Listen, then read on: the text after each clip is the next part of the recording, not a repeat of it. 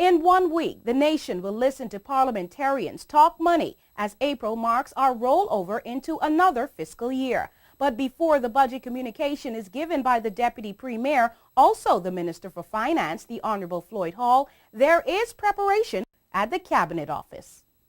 Once again, there is a flurry of activity at the Cabinet Office as Chief Clerk Ruth Blackman and her staff are bracing for what is usually a long process of debating the 2008-2009 national budget. A preview of the House of Assembly schedule reveals that historically, this is the 8th sitting of the first session, and the first presenter will be our Deputy Premier, the Honorable Floyd Hall, who will go through the Reading and Appropriation 2008-2009 bill, and then he will present the new budget, which is the national guideline for spending, the national expectation for revenue, and the national allocation for the various ministries and departments of government to not only function but to be able to build on developmental programs. Following the budget communication, traditionally, the leader of the opposition is the next speaker. The agenda reveals that the Honorable Floyd Seymour will respond to the new budget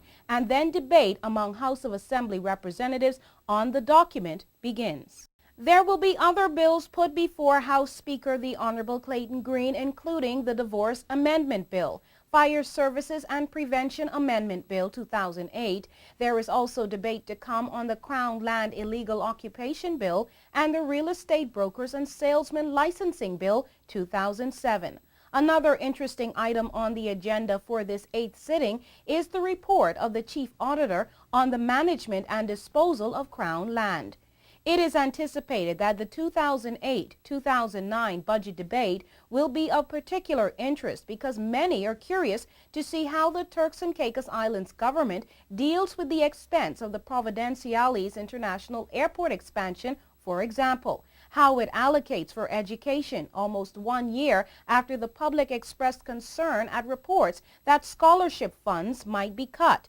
and what it does about creditors who have, as of late, been encouraged to settle their accounts. The Premier and his cabinet had some weeks ago given some insight into what they called a pre-budget session.